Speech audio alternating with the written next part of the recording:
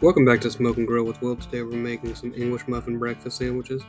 Here we've got two English muffins. They are the sourdough ones from the Thomas brand, and we're going to start by cutting them in half. Here I'm taking two Great Value frozen sausage patties and putting them in a pan on medium heat.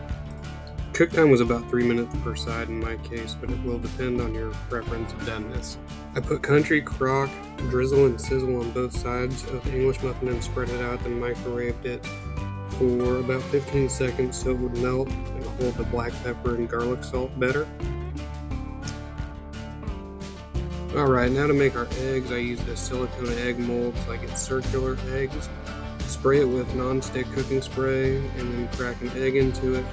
I cooked it on medium heat for 2 minutes before I removed the mold. After removing the mold, you can flip it over and cook it for another 2 minutes, or your preference of doneness.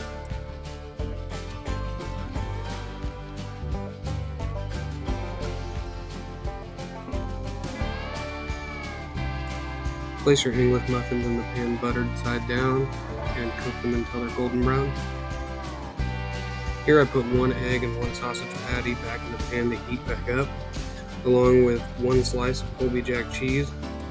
Place the top of the English muffin on the cheese, and once it starts to melt where you can slide your spatula under it, you can assemble the sandwich.